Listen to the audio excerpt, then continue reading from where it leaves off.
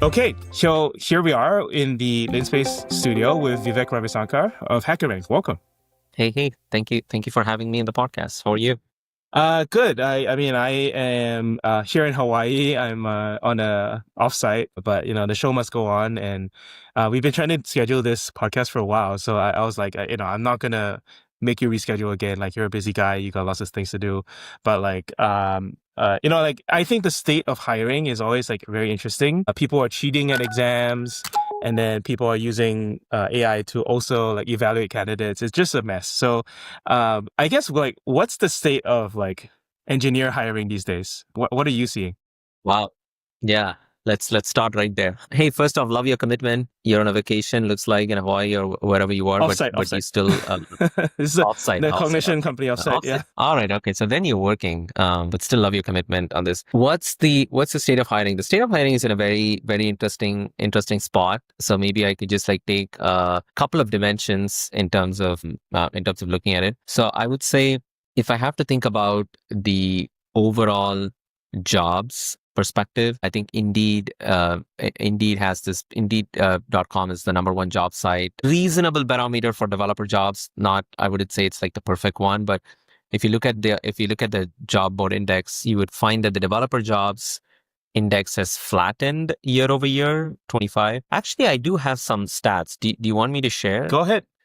All right. Hey, so this is the Indeed's tech job posting index. Again, Indeed is the number one job site, reasonable barometer for developer jobs, I would say. The blue or the purple is the one for tech, and the green is the overall. You could see, I think they reset the index to 120. So you could see a very, very sharp rise in 2021, early 2022. This is the ZIRP era. I think people were hiring like crazy. And then you can see like the get fit era, it declined pretty rapidly. So I think the amplitude of the swing of tech jobs is way higher than the overall one. But if you zoom in a little bit, you would actually find that 2025 job index is flattening relative to 2024. So the decline has stopped, but is nowhere close to the peak, nowhere close to 2021, not even like close to 2020. But on the other hand, if I were to just like take a look at the AI specific jobs, this is from data from a website called TrueUp, which does a pretty good job in like AI jobs and others. If you actually take a look at it, the AI jobs tell a completely different story. There's all of the AI jobs that are posted on the site, very heavily focused in Bay Area, tell a very, very different story. Then there's another analysis done by, I'm blanking on name of the, this is like a data-driven VC firm. I think Signal Fire. Yeah. They did a pretty good analysis on this one, where this is another dimension of, hey, what is happening in the seniority of hires? And what you're starting to see is the big tech companies, as well as startups, tending to hire more towards senior compared to new grads. This is like probably broad-based things of what we are seeing in the market, which is, hey, the overall tech jobs is the decline has stopped, which is good. The AI jobs are on a rise, and companies starting to move more and more towards like senior hires. That's what the market data says. One of the interesting aspects that we have is, I mean, like we work with close to 2,500 companies across the globe, across sizes. This is all the way from a seed stage company to Fortune 500 organization. So we see a lot of interesting data, and we're starting to see companies hiring more aggressively in both AI and probably the traditional application developer roles. I think the slope is starting to shift. We're also starting to see companies hire much more on early talent and new grads. So we would see a very different chart. I predict that you're going to see a very different chart on both the slope of the hiring curve as well as the demographic of the type of hires in the next 6-ish months. Oh, what happened? Why everything you said until that point was expected, and then this is new. Like, what things? It seems like the trend is reversing. Maybe it's good news, but if we don't have any explanation for it, I'm a bit wary, you know? Yeah. I have to say something controversial if I'm going on a podcast, right, or something new. So, Okay. so this may be. So I'll talk about this. We talk to a lot of customers. I talk to a lot of customers. This is everything from OpenAI, NVIDIA, Amazon, Salesforce. All of these. We work with all of the customers. I think over the last maybe 12 to 18 months, there was this notion of, hey, AI is just going to continue to get better at programming, which it is, or coding or software development. And most of the work that junior developers do is essentially just like coding. So we're just going to have AI do the job. And you're just going to hire only senior people. And now people are starting to realize two things. One is, well, you always need a human in the loop. AI is really good, but like you certainly need human in the loop. There's a lot more work that you need. And second, if you really want to become AI native as an organization, I mean, guess the people who are actually AI native. They are like new grads. They are people actually coming out of colleges. And so if you want to change the culture of your organization, you need to infuse that talent. You cannot, it's actually a little bit of a boneheaded move to like, completely stop hiring people there. And so I think like a lot of companies are starting to realize that, and that's a shift that we're seeing now. Again, it's not bounced back to where it was, but the slope is changing, and I'm actually quite bullish that you're going to see a much different trajectory for new grad hiring over the next 6 to 9 months. Yeah, one of the most consistent things I hear from like OpenAI and like the coders inside the big labs is that the existing coders don't change their mindset about how to use coding agents as quickly as the people who are as the Gen Z interns that they hire who come in and like Yeah. just like trust the model. And most of the time it fails, but like 25% of the time it works, and it works in a surprising Yeah. ways. And then they're like, oh, like let's double down on that. And that's very interesting to me. Yeah, 100%. I mean, like I would actually say even in our own company, it's been way easier to get new grads and early talent just like be much more AI native than I have to like push really hard on the senior engineers and others. Like, guys, like why aren't we using this? Yeah, we're starting to see that come up more and more. And there are like and the new grads who are coming up, they're not like, okay, I just like graduate. I just took these courses. I got a 4 GPA and I need a job. They are like real 10x people who can like shift the trajectory of your organization. We have a few of them as well. I'm not going to name names because you're going to hire them, but like, we have some of them in our company as well. Okay, so like, I skipped over introducing HackerRank. I think a lot of people have heard of you, but maybe not like the most recent version of you. What are the surface areas of things that you built? All I know is interview platform. You have a community, you have like presumably like an employer side that like, and then I also saw on like your website, you have some kind of internal the skills discovery ranking type thing. So what are all the things you have? Yeah. Maybe we should have started here. That's okay. Maybe you can edit this. No. I like it starting at the top and then we'll weave in things as they come up. Yeah. So yeah, maybe I'll give a little bit of background. I'm Vivek, one of the founders and CEO of HackerRank. Started the company about 12 years ago. I grew up mostly in India, and I moved here to start HackerRank. And we were the first Indian-based company to get into Y Combinator. I really wanted to be in the Bay Area. I really wanted to get into YC. So prior to starting the company, I used to work at Amazon in India as a developer, but I used to interview a lot of people and found that resumes didn't have a great correlation to your skills. I interviewed people who were really good on paper but completely bombed in the interview and vice versa. And that was the motivation for us to start the company. So I started this company with my co-founder, Hari, who I went with, who I studied together with in college. And he's also one of the guys who had like very low GPA, but like the best hacker in town, right? Like, and so he'll always like get rejected by all of these stupid application filters that would just like filter by your GPA and all of that. So we started with the notion that skills matter more than pedigree. That was the core ethos of the company. That is still the core ethos of the organization. And the first product that we started was like take-home assessments, which is instead of looking at a resume, companies could actually create their own take-home assessment, give it to candidates. Candidates can solve that, and depending upon how well they solve, they can decide if they want to move forward or not. This was a much better way of showcasing skills over pedigree. And then we realized that there is an aspect of using this ethos across the entire life cycle journey of a developer, which is in terms of how you prepare for a job, how you get hired, and how you upskill yourself within the organization. So today we have 5 products that span across the entire lifecycle journey. We have a community that's now over 28 million developers, where developers, it's free. I mean, there is a paid version, but it's predominantly free where you can come in, learn, practice, hone your skills, earn badges and others. We have a product called Engage, which our customers host hackathons in our community to attract developers. We have Screen, which is the take-home assessments, which is where we started. We have Interview, which is a paired programming interview session that you can do, and Skill Up, which helps your existing engineers to upskill themselves to be the next-gen developers. So these are the 5 products. We have close to between 2,500 to 3,000 paying customers, 28 million developers, and yeah, we're continuing to grow, and we see a lot of data. I mean, that is a humongous amount of data. So, okay, what are your strong beliefs now on what is next engineer versus a regular engineer? Like, how do you detect for that? Yeah, no, it's a great question. I think here is how we think about the next gen developer, and we distill it down to 4 attributes.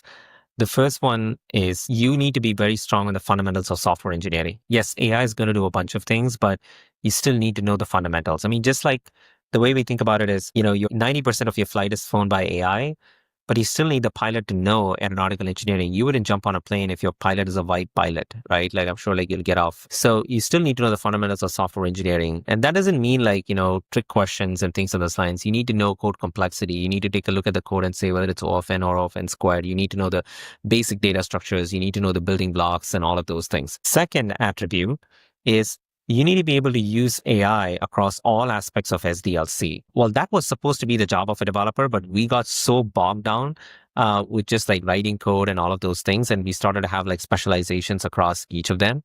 So I think like you should be able, now that AI agents are getting better in each of the aspects, you should be able to work across the SDLC using AI. The third attribute is every new technology comes with a set of concepts that you need to like learn.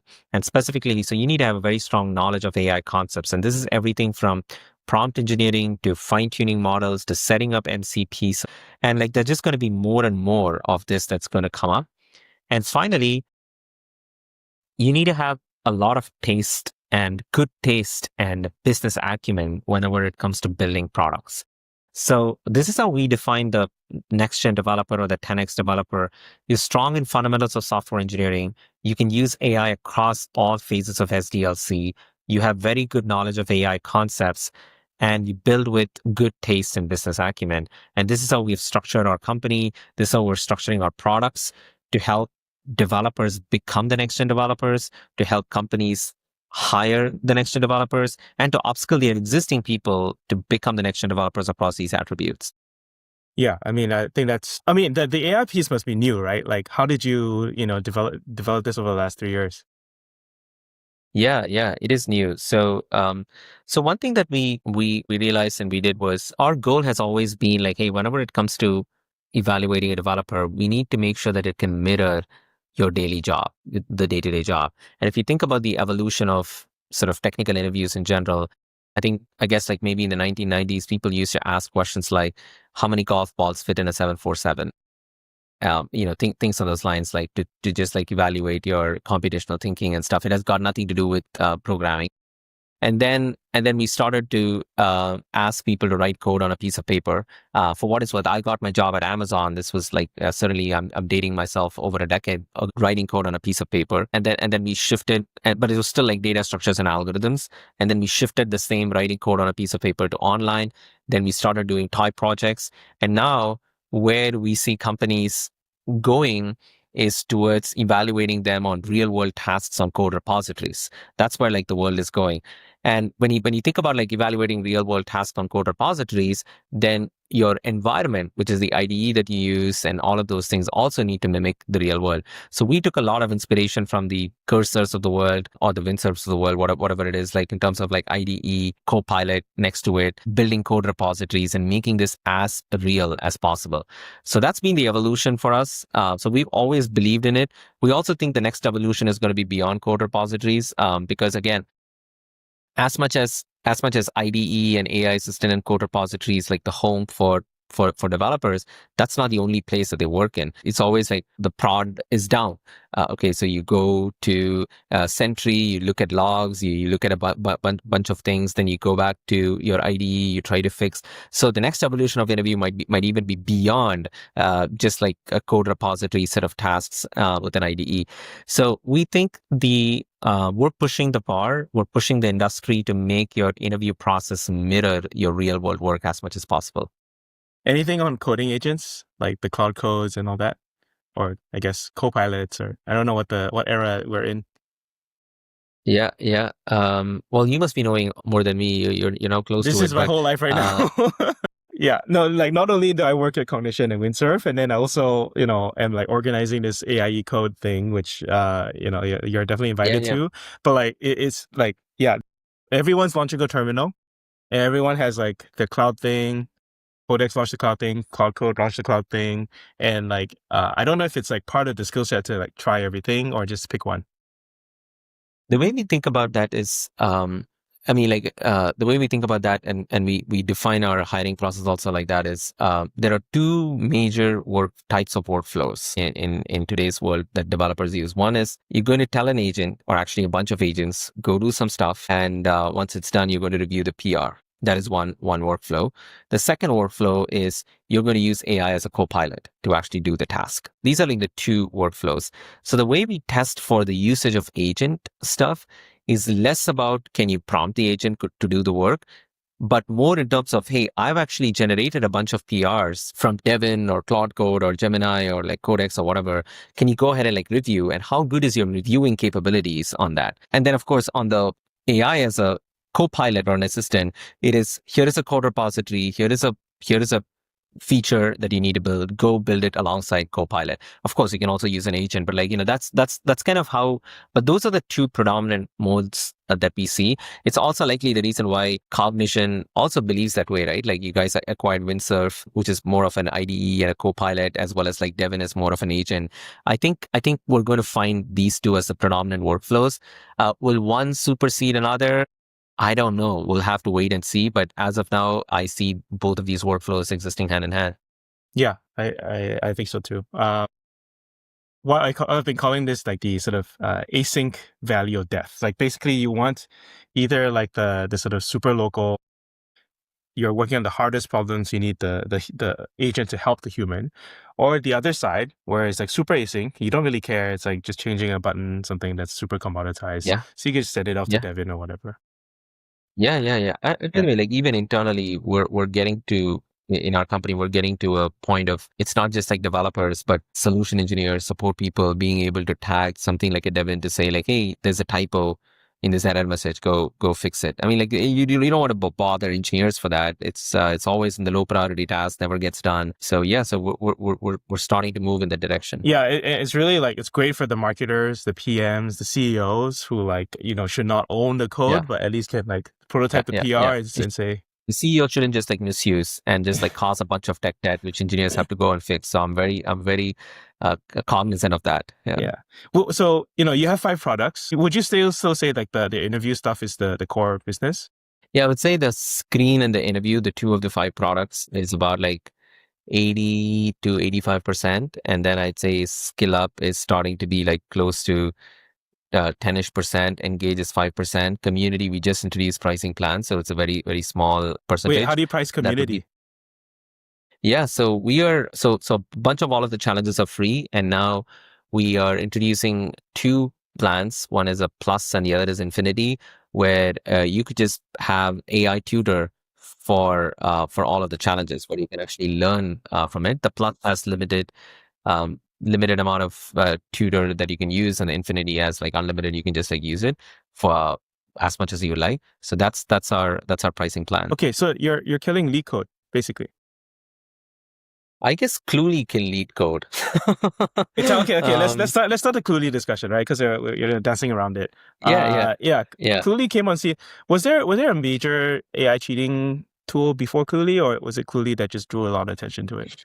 Interestingly, I mean, like Roy and I used to chat, like, when he launched this whole thing. I guess now he's become a big celebrity. Yeah, he doesn't respond to my DMs much, but anyway, actually, Cluely is not the one. It's actually Interview Coder. It's just that he got popular with Cluely. Interview Coder is the one. Were there other tools before that? I'm sure it was, but I think like Interview Coder just like caught the wave, and then there were like a bunch of other tools that started to come through. By the way, it's not as invisible as the website claims. Yeah, especially on Mac and things. And there are like ways that you can detect. We can talk about that. Yeah, it's not as clean as it claims. So like, okay, just for everyone who is like not as clued in as us, the idea is that it's like an overlay on top of your screen while you're on Zoom with somebody, and while you're talking is transcribing and is trying to feed you answers, right? Correct. Yeah. And then like That's a good people description. complain like, oh, like, I see the guys like looking at this corner of the screen, therefore it must be cheating. Maybe not. Maybe he's just like, on the spectrum. I don't know, but like. Yeah, so let's maybe talk about let's maybe talk about all the ways people cheat. Okay, so I've done a PhD on this, so we'll talk about, or maybe I'll phrase it in a slightly different way. Talk about all the ways that impact the integrity in your hiring process. Okay, so I think like I'll bucket it into three things. One is you leak the questions online and people actually see it and you know the answer beforehand. The second is you use these unauthorized tools, whether it's Interview Coder, Clueless.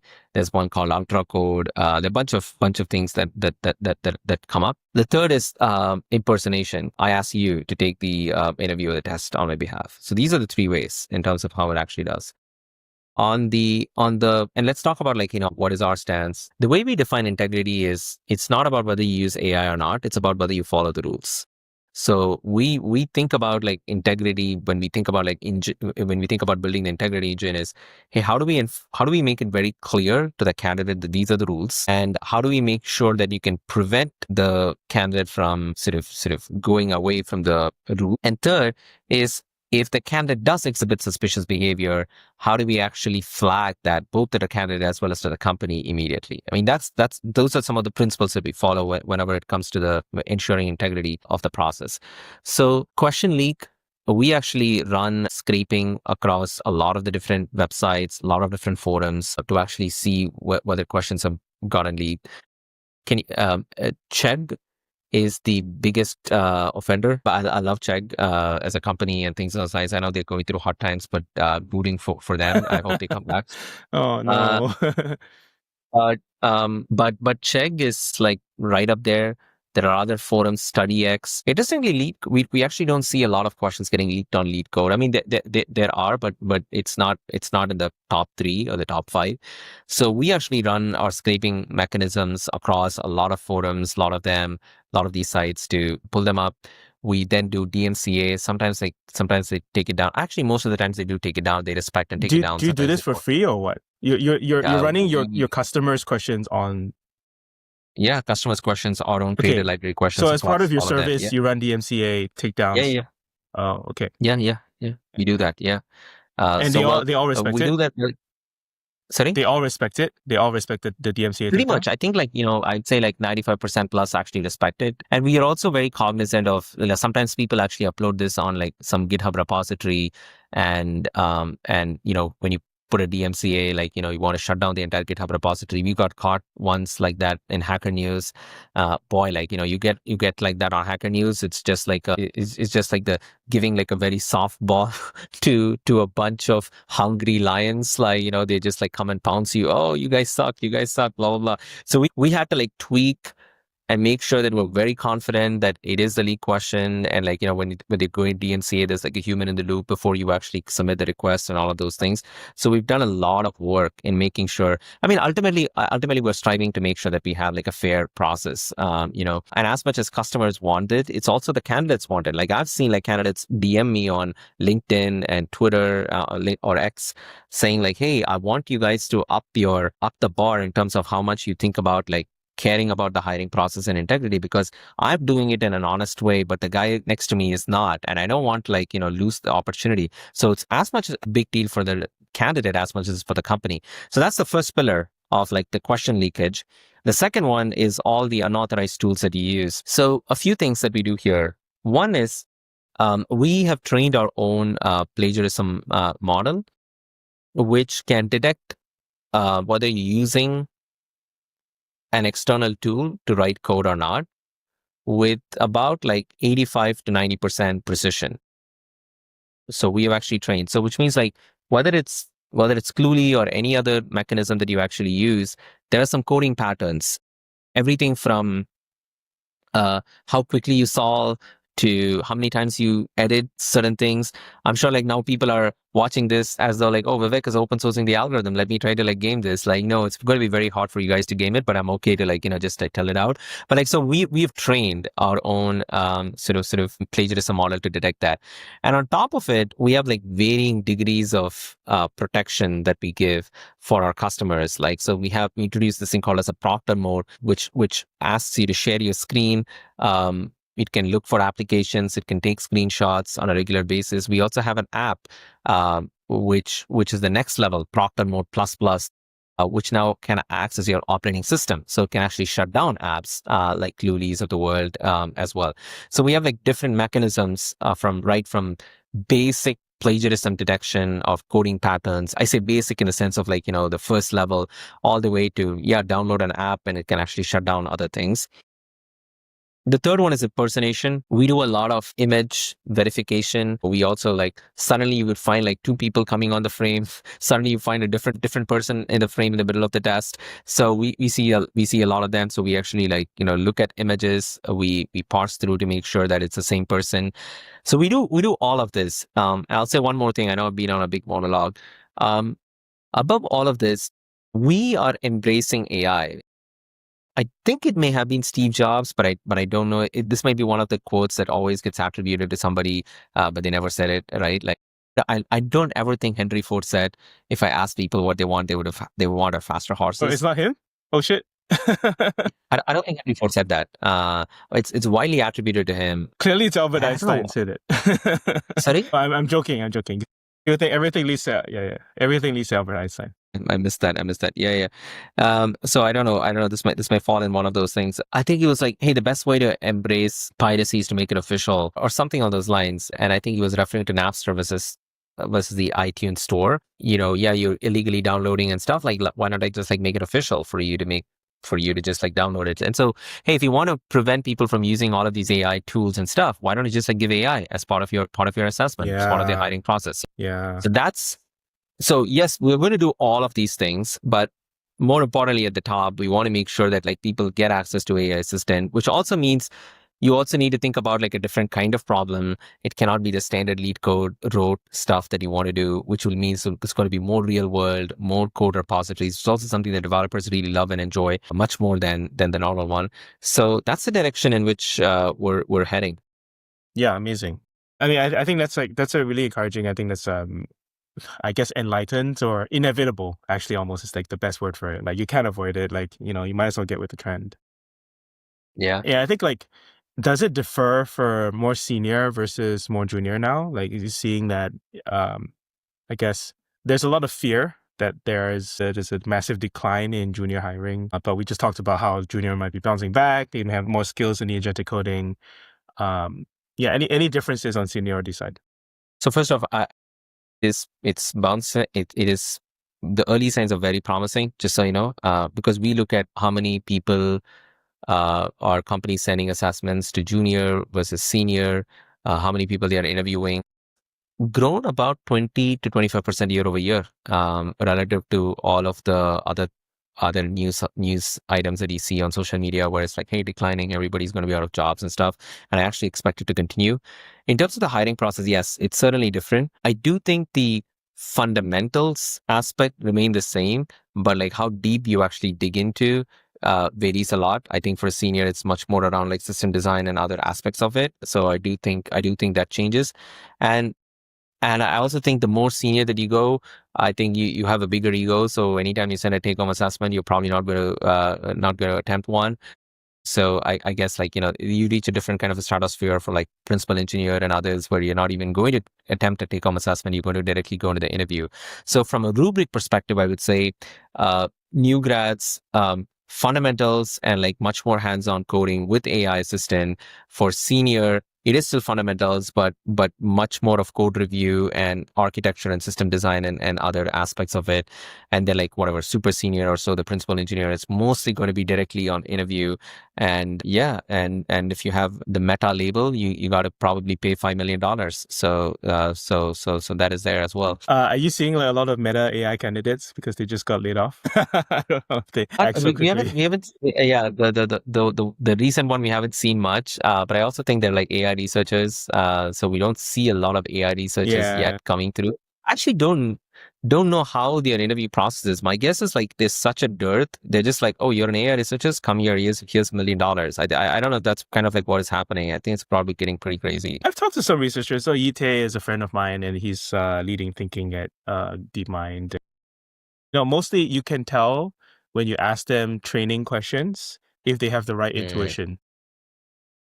If you're like, what if I move this hyperparameter this way? What would happen to the model?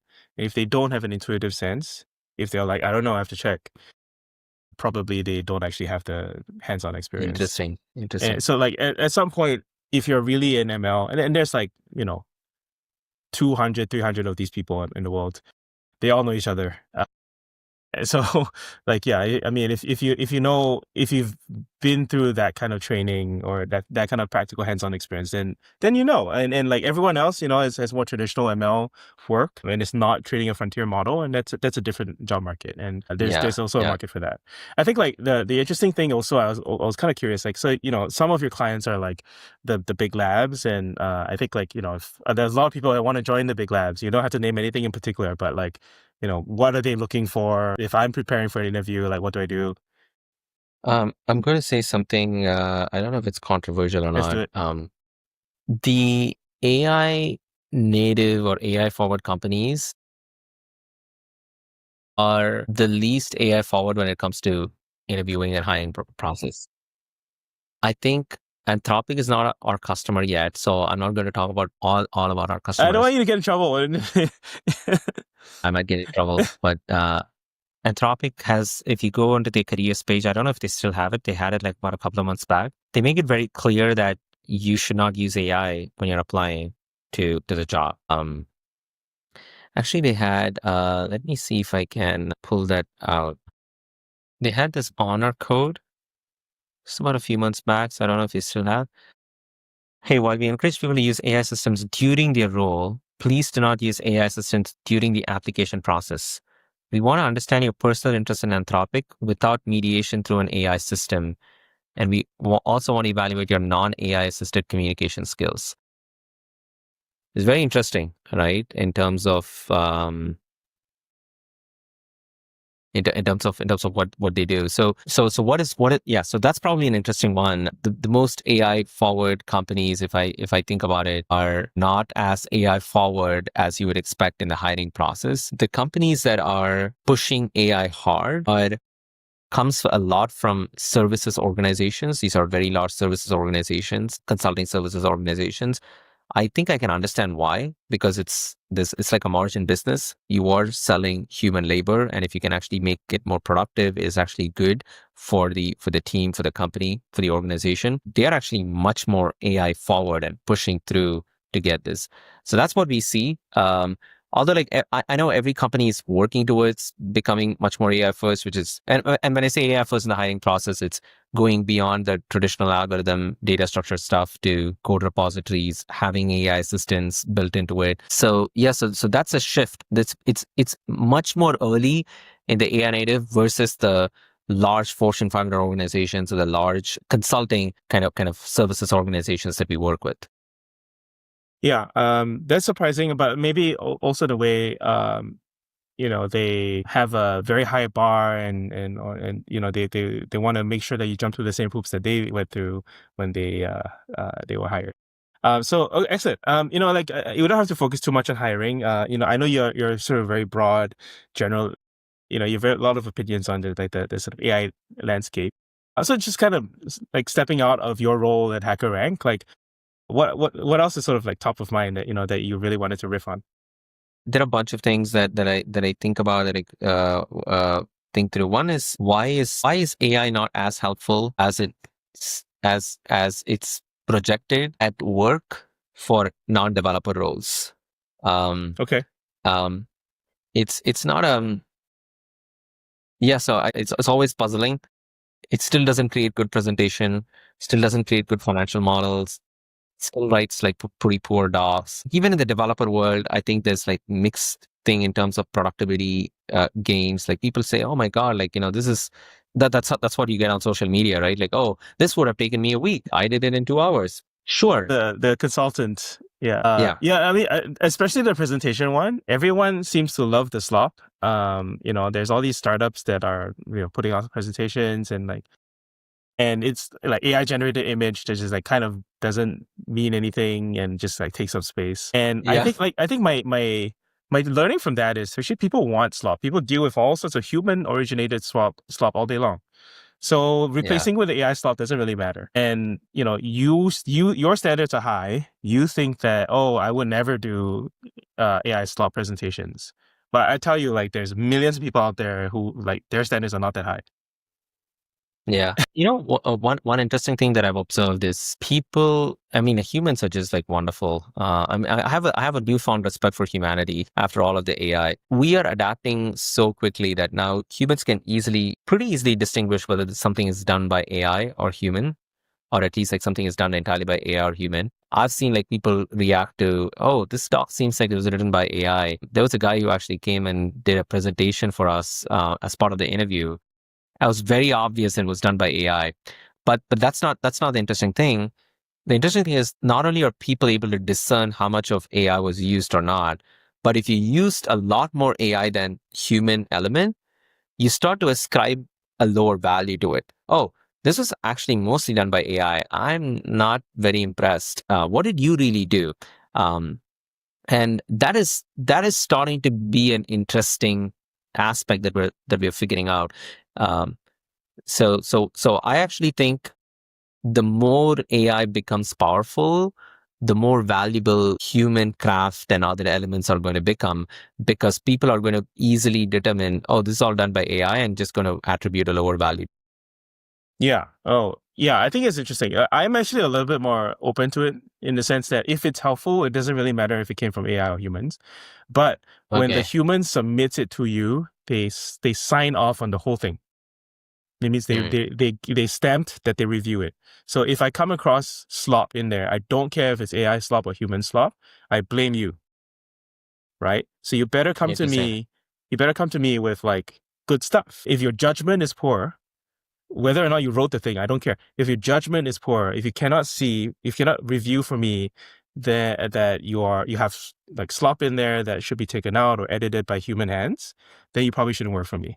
Yeah, but I mean, in the sense that can you use Midjourney to create beautiful images? Yes, it's Sure. a different kind of Um, brush. Yeah, totally. yeah, but or I don't know, maybe I can discern somebody who just said, go create a mountain or something versus like putting in the effort of like, hey, this style kind of painting and like oil pastels or colors and things on those Oh lines. yeah. There's like a difference. Okay. At least I see it, or at least I've been spoiled by our design team, where it's very evident that I would have just done some very high level things versus like you're actually creating prompts that make sense. Like for example, like we're in the process of even like evolving our brand and all of those things. And one of the things that we are leaning in is the idea of, I think human craft is going to start to get more and more valued as AI becomes more powerful, which is the irony. And so all of our branding is going to be much more analog, much more about like blueprints and things which you would associate with humans. And even if you're using Midjourney, it would have this sort of oil painting kind of a feel or a texture to it because like, humans like paint. So all of our branding styles and images need to showcase the human element in it. And so what are all the things that humans are known for? Craft, like painting, blueprints, and analog stuff. That's what we're doing. And so it's important to not just generate any random image just because it looks good, but how do you actually generate with much more thought? So maybe I mean those are the things, right? Like you're easily able to differentiate from somebody who actually used the tool to get what you want, as opposed to just like, oh, I'm just going to put a few prompts and see what comes out of it. I think that is a really interesting art. We're actually thinking about creating a second show for Latent Space called High Taste Testers that where basically it's like a Oh, small okay. little competition and one of them would be prompting image and video models on like getting good output. And then it'll be filmed in a restaurant. Every course will have a different prompt and then everyone just like competes Nice. and we'll rate it. I think it would be kind of fun. Yeah, But yeah, yeah. that's cool. I mean, like, yeah, I think like the automation and knowledge work, like the number one thing does have PMF, which is recording sales calls, which is Gong, which is what's the other one? Oh, you think about granola? Granola. That's the one that's Yeah, sort of like the more like AI native one. But like they all do the same thing. Notion has it. But like I think like AI for non-coding use cases, coming back to the original topic, is starting to percolate out. And I think it just takes a long time. I think Atlas from OpenAI is like very interesting as a browser that does work for you. Obviously super limited, but like it is a huge progress since the first operator, which yeah, is only in January. yeah. So like, Wait, the operator was only January? Wow, I yeah, thought it was like earlier than that. Wow. Cloud Code What Cloud do you Code think? was launched in March. That's crazy. Yeah, yeah, yeah, yeah. Our timelines are all getting compressed. What do you think about Atlas? Atlas, I like it. As far as OpenAI launches go, it is one of the better ones because a lot of them are like very vibe coded. This one is less so. But I am very spoiled by Arc and Dia, right? Arc actually, Mm. because of the tab groups and the vertical tabs and all that. My And God. I was about to say the same thing. Like, I cannot believe they launched the Dia without the side tabs and without the functionality of side tabs. Like, it's still on Arc, by the way. It's not agentic and stuff only because it has the side tabs and tab grouping. Orion, I've tried Firefox. This is the best one. Right. The Yeah. problem is, I think so. And then just to close the topic on Atlas, the head of Atlas has tweeted about, like people asked him like, can you please have the vertical tabs from Arc and the spaces and the tab groups and all that? And he's like, well, have you seen our side scrolling tabs? Like we put a lot of work into that one. And I'm like, okay, this guy's never shipping it. He doesn't care. So like I think there's a difference between like the general population, which only is just like, which I think that's what OpenAI is going for. And then the pro users, we're just going to use probably the browser company stuff. And that's not surprising. I think like what's interesting is actually what is Google going to do? Because now, you're coming for Chrome. Like, screw you. Like, I'm going to change my license to ban you. Like, probably they should at least do that. You know what's funny? Yeah. Google quote unquote open source transformers, Google open source Chromium. And literally, like, those are like the two technologies that all of these companies are being built on. Yeah. But like, this is open source as it should be, right? Like, okay, like, haha, they like didn't like capitalize amazingly, but they're still Google. They're still huge. They're still catching up. Like, and in some ways, arguably number one on depending on what metrics you look at. And they have like an enormous runway and like infinite money. Like, I'm not crying for them. They open sourced it, and people are using open source as intended. This probably accelerates humanity because they made the decision to open source. If they did not, we would be stuck in a Google monopoly for like the next 100 years. Yeah. Yeah. So like we should just be grateful and not make fun of them because like they just have to catch up and on their own merits instead of using lawyers, right? Which I think like is the right way. Yeah. I think like the other thing I'm really interested in is like on the Arc Dia side, the founder side, right? A lot of founders are going through AI native reinventions, basically, right? You have a company pre-AI, and then now everything is AI, and you have to decide whether or not you like have to sort of pivot the products. And that's exactly what the browser company did. They have Dia, they have Arc. And I think the problem with their customer base is the customers are forcing them back to the pre-AI version. But they're like, no, I don't want the new thing, just give me the old thing. And that's very scary for a founder because you are trying to do a brave new thing and your customers don't let you. So you're trapped. Yeah. What you're describing is innovator's dilemma, right? Like, this is the future, but your existing customers are like saying like, I'm satisfied with my current thing. And the more you satisfy your existing customers, the higher the probability of you dying, which is like the irony of the innovator's dilemma. Yeah. Now, I mean, whether or not that actually applies to Arc and Dia, I don't know because it's just a feature. It's not a product. It's just a feature. Yep. But like, I don't know. I mean, I would literally change to Dia if they brought back the vertical tabs, and it's literally that one thing that's just like keeping me in Arc. Like, So the head of Eng is coming to speak at AIE, and he said, yeah, they're working on it. They just they tried to say no. They like part of the product job is to say no, even though people say they want it. You have to simplify. But I think the demand is too strong. Cool. Well, thanks so much for your time and like sharing your wisdom and stuff. Do you have any like call to action, like philosophically or company wise? I'd say I think there is a lot of There are a lot of questions around, hey, should I become a developer? Is the developer job going to go away? And things along those lines. And as much as it may look like it's going to be self-serving for HackerRank or for me and things, I actually think you're going to see a proliferation of developers. I think you're going to see way more developers in the future. I think the job role will change for sure. I think it's not going to stay the same, but I think you're going to see way more. In fact, we're actually starting to see developers are not right now, they're not even like contained into the typical R&D role. They're now starting to spread across the entire company. The hottest role right now, other than AI researcher, is probably forward deployed engineers who are now like in like go to market. And then probably the second hottest role, or whatever, third hottest or whatever, is like go to market engineer, who are like really like orchestrating all of these tools, whether it's Clay or any of them, to be much more personalized outbound emails and stuff. We do quite a bit of that as well. So you're actually seeing the flip of it, which is engineering is actually entering across all of them, not just R&D. So I would actually say we are going to see proliferation of more vibe coders, more production engineers, more developers across the go-to-market or other non-technical orgs, or at least what are classified as non-technical orgs. And I think it's a shame that some of them are giving advice to don't learn to code and all of those things. I also think like coding is a way of sharpening your thinking. I think it's helped a lot. Even like when I think about like building a business, it's always like an ambiguous problem. You try to make it much more concrete. You break it into sub problems. You go ahead and solve that. That's a very effective skill for you to go ahead and like learn even in business. So not only is it just going to sharpen your thinking, just like writing just like helps you to make your thinking clear. I also think you're going to see like way more developers in the future. So that would be my closing thought. Go learn to code.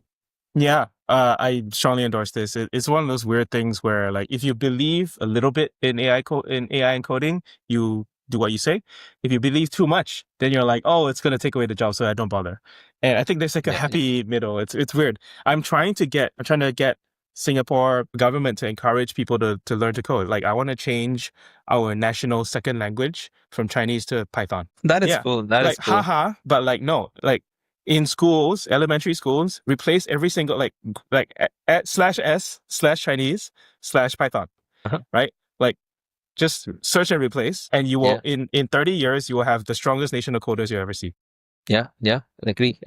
Let me know if there's ways that you and I can partner on that. I'm working with the government of Rwanda, What is the Rwanda ministry doing? who wanted to create 1 million coders from Africa, That sounds from high based. schools and others. So So like, but I mean, every their practical thing is like they're going to train all these coders, they're going to spend all this time, and then where are the jobs, right? yeah Like, so I think yeah like we have to like think about what you just said. I think it's the first time someone has explained to me that like, yeah, actually, basically every other function in the company is turning into engineering. yeah So that's where the jobs come from, right? yeah It's just not the traditional sweet job. It is FDE that can code. And like yeah I used to be in finance, and guess what? When I was a trader, and I was young, I'm no longer young, but when I was young, and all the older guys are like, "Hey, this thing requires some coding. You look young. Can you figure it out?" And I did. Mhm. And so I became a trader Yeah. who coded, and then Yeah. that eventually got called a quant, and then Yeah. that started my coding journey. But like I never had Yeah. I don't Yeah. have a software, I don't have a CS degree, nothing. Like you Yeah. just Yeah. learn it. Yeah. Yeah. Skill over pedigree, right? That's what matters. Yeah. Cool. Yeah. Well, it's a real pleasure. And I'm sure we'll catch up in person, and Yeah. we'll get you on the AIU stage at some point. But thanks for your time. Yeah. Absolutely. Continue your great work. Thank you so much for the invite. And yeah, looking forward to getting this live.